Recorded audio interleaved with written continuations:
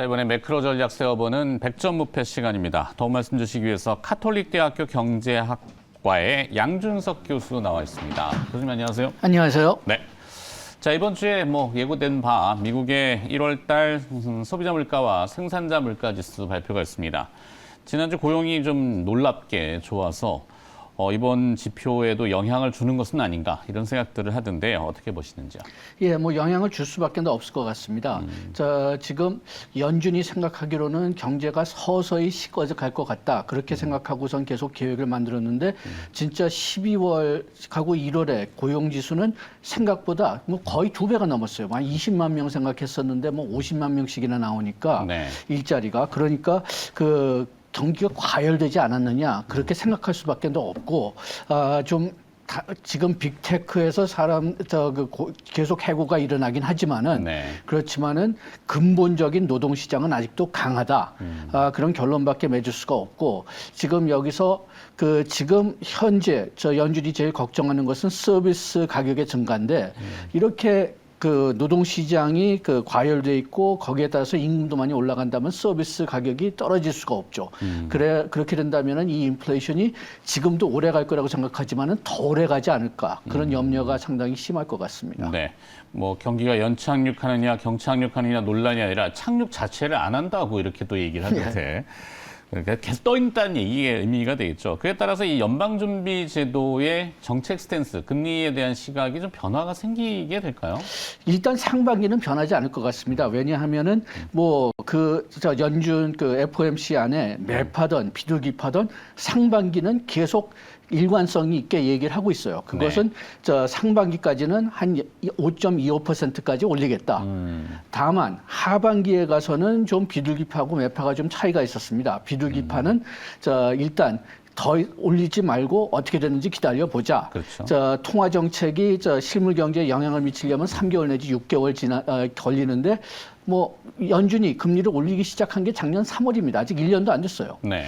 그렇게 되니까 이렇게 미국이 사상 최대 속도로 금리를 올렸는데 한번 기다리고 보자. 그게 이제 비둘기파의 입장이고 그다음에 매파 입장은 아니다. 계속 올려야 된다.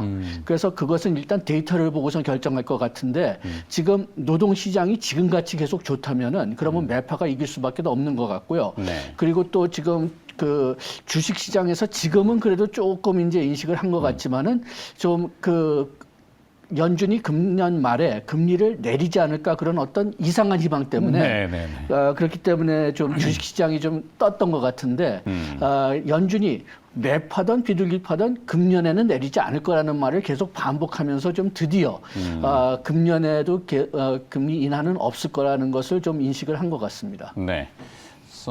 사실 이제 국내 로컬 시장에서 그런 해석들이 좀 더 많았던 것 같은데 이유는 최근에 추경호 기재부 장관도 이 인플레 물가에서 경기 회복 쪽으로 정책을 선언하는 시그널을 자꾸 주기 때문에 국내에서도 미국이 저 정도 되면은 아까 말씀하신 비둘기적인 금리 인상을 좀 멈추고 지켜보지 않을까? 혹여나 또 안 좋은 지표가 나오면 내리지 않을까? 이런 기대감을 좀 했던 것 같은데 자, 우리나라 지표들이 지금 좋지는 않습니다. 대외 지표인 경상수지 수출 지표, 경상수지 흑자 기존은 유지되고 있지만 지난해에는 이 흑자 폭이 굉장히 많이 줄었잖아요.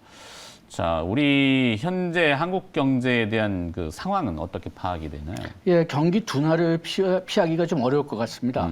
운이 좋으면은 금년 전체적으로는 플러스 성장을 할지 모르겠지만은 1분기에는 마이너스 성장할 가능성도 상당히 좀 크다고 보거든요. 네. 그 이유는 지금 소비는 상당히 둔화돼 있고 지난번에 4분기 소비를 본다면은 마이너스 0.4%였고 그 다음에 수출하고 수입을 보면은 우리가 작년에 금액으로는 수출 수입이 둘 다 올랐지만은 물량으로 보면 떨어졌어요. 그래가지고선 4분기의 GDP는 GDP 안에서 수출하고 수입을 본다면은 마이너스 기록을 했습니다. 네. 우리가 작년에 수출이 사상 최대라고는 하지만은 그렇지만은 물량보다는 세계 인플레이션 때문에 가격이 많이 올랐던 그런 요소가 있는데 금년에는 그런 가격이 인플레이션이 떨어지면서 가격이 떨어질 거고 거기에다가 세계 경기 둔화로 물량도 떨어질 거고 그렇게 해서 수출 수입은 둘 다 줄어들 거라고 지금 보고 있는데 잘하면은 경상수지 흑자는 유지될 것 같지만은 침체형 그 흑자가 될 것 같죠.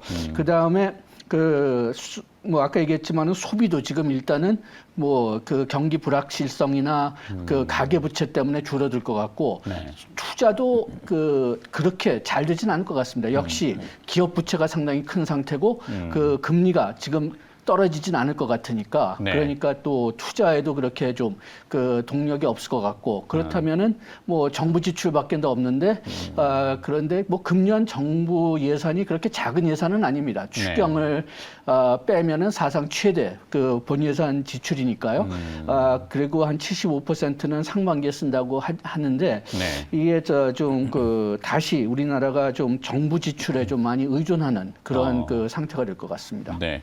여기에 조금 더 부담스러운 뉴스가 이제 대미 수출을 향했을 때 미국 내에서는 그 인플레이션 감축 법안인 IRA 때문에 미국 내에서 생산하는 제품들을 더 써라라고 바이든 대통령이 좀 더 압박을 가하는 것 같아요. 이게 전기차, 뭐 2차 배터리뿐만이 아니라 품목이 확대될까 봐 지금 걱정하는 것 같은데 우리 기업들은 대응을 어떻게 해야 될까요? 예, 지금 바이 아메리칸 액트를 생각하신다면은 요거는 지금 미국이 어떻게 나올지를 좀 봐야 되긴 하겠지만은 이 바이 아메리칸 액트를 본다면은 그 국제 협정을 존중하게 돼 있습니다. 그런데 우리나라는 WTO의 정부 조달 협정에 가입돼 있고 그다음에 또 한미 FTA도 정부 조달 부분이 있습니다. 그래서 과거 경험을 본다면은 그 정부 조달 협정에 가입한 국가들은 미국 국산품으로 쳐준다는 그런 그 조건을 계속 써왔어요. 그리고 또 정부 조달 협정 같은 경우를 본다면은 거기에 가입한 국가들은 뭐 한두 국가만 빼놓고서는 다 미국과 동맹 국가들입니다. 뭐 유럽이든지 일본, 호주, 뉴질랜드, 우리나라, 대만도 들어가 있어요. 그렇기 때문에 만약 미국이 그 정부 조달 협정을 무시하고 바이 아메리칸 액트를 강화시킨다고 한다면은 그러면은 이것은 일단 우리나라 뭐 수출 떠나가지고 미국이 WTO하고 국제 협정 을 완전히 뒤엎은다는 해석도 가능하기 때문에 그 정도까지는 가지 않을 건 같지만은 그렇지만은 일단 뭐 시행령이나 뭐 지시를 봐가지고선 이 바이 아메리칸 액트를 어떻게 적용하느냐, 어떻게 시행하느냐 그걸 좀 봐야 될 것 같습니다. 네. 자, 주식시장으로 눈을 좀 돌려봤을 때 1월 달에 코스피는 깜짝 반등 랠리를 했는데 그 배경을 보니까 외국인 투자자들이라고 하는 주체들이 주식을 코스피, 뭐 국내 시장에만 6조 원가량을 순매수했다고 하더라고요.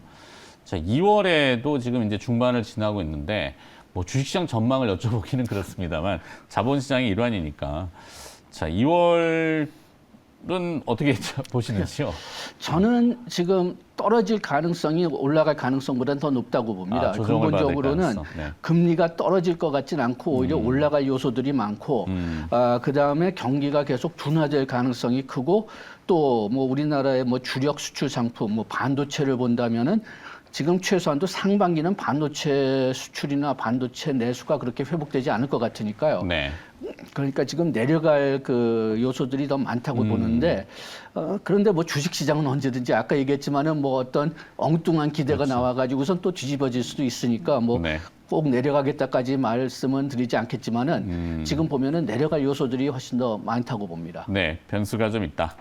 자, 지금 정부 정책을 앞서 이제 잠깐 언급은 해주셨지만 윤석열 정부의 경제 대응은 과연 어떻게 보시는지 지금 이제 물가에서 경기 쪽으로 선안할 것인지 과연 정책의 변화를 좀 눈여겨봐야 될 것 같은데 어떻게 보시나요? 그 어느 정도 경기 부활에 그 행정부가 신경을 안 쓸 수밖에 없을 것 같습니다. 지금 한국은행은 절대적으로 지금 물가를 잡아야 되기 때문에 계속 금리를 올리거나 높은 금리를 유지할 수밖에 없고 여기에 따라서 국내 피해가 상당히 많을 거니까 여기에 대해서 선별적으로 정부가 좀 조절을 해야 될 겁니다. 너무 적극적으로 나가면은 또 다시 한국은행의 뭐 인플레이션을 쌓으려고 하는 그 노력에 효과를 주기 때문에 너무나 적극적인 정책을 쓸 수는 없겠지만은 그렇지만은 이 높은 금리 때문에 좀 피해받는 산업이나 그 가게들 그런 데 대해서는 어떤 조치를 취해야 될 거라고 보고 그렇게 할 거라고 보고 또 역시 아까 얘기했지만은 정부 예산이 지금 현재 상당히 큰 상태이기 때문에 좀 약간 조절을 할 수가 있다면은 그러면은 뭐 지금 특별히 저 상반기에는 추경이 없어도 네. 저 그 문제를 다룰 수 있다고 보는데 하반기까지 문제가 계속된다면은 뭐 추경을 생각할 수가 있겠죠. 네. 뭐 재정 정책의 뭐 운신의 폭이라고 해야 될까요? 그렇게 여유롭지는 않을 텐데 어찌됐건 그렇다고 좌시할 수는 없는 거고. 네. 자, 최근에 보면 산업계에서는 큰 그 화두가 이제 IT를 포함하지만 챗GPT라고 하는 AI, 인공지능입니다. 경제학계에서도 지금의 그 파급 속도를 상당히 예의주시하시는 걸로 알고 있는데 마이크로소프트의 빌 게이츠는 이 챗GPT 물론 자사 제품의 그 영향이기 때문에 그렇겠지만 인터넷의 보급 확산과 견줄만하다 이렇게도 평가를 합니다. 교수님은 어떻게 좀 보세요? 아직까지는 시기상조라고 생각합니다. 아직까지는 신기하기 때문에 좀 거기에 좀 반짝 효과가 있는 것 같은데 네. 속에 들여다본다면은 아직까지 사람들이 쓸 수 있는 정도까지는 오지 않았다고 봅니다. 그 경제학 저 인터넷 사이트에 좀 재밌는 실험을 했는데요. 네. 그 경제학 논문을 한번 써보라고 했는데 그런데 이 논문을 쓰면서 가짜 논문을 인용했어요. 아. 그 이유가 뭐냐? 이 챗GPT가 어떻게 작용되느냐? 인터넷을 찾아보면서 가장 많이 쓰는, 가장 확률이 높은 그런 문장들을 만들어내는데 논문을 쓴다면은 그러면은 여기까지는 일단 글을 쓰고 그 다음에는 특정한 논문들을 인용해야 되는데 네. 이 논문을 인용해야 된다는 걸 모르는 거예요. 아. 그래가지고선 논문도 역시 글 쓰는 것처럼 확률 제일 높은 저자, 네. 확률 제일 높은 제목 그런 거를 찾아서 긁어내니까 그 없는 논문을 쓴 거예요. 네. 그래가지고는 아직까지 전문가의 판단은 못한다. 지금 뭐 챗GPT가 뭐 시험 잘 본다고 해도 다 B와 C만 줬지 A를 받은 적은 없고 네. 합격했다고 해도 간신히 합격했거든요. 그렇기 때문에 아직까지 이것을 충분히 활용할 단계까지는 오지 않았지만은 그래도 일단 신기하니까 네. 일단은 반짝 효과를 보고 있는 것 같고 뭐 한 5년 내지 10년 동안 계속 연구가 이루어진다면은 진짜 좀 어떻게 될지가 모르고 그렇다면은 좀 그 단순 화이트 칼러들이나 단순 뭐 노동자들은 상당히 걱정이 될지 모르겠지만 아직은 그 단계까지는 않았다고 봅니다. 네.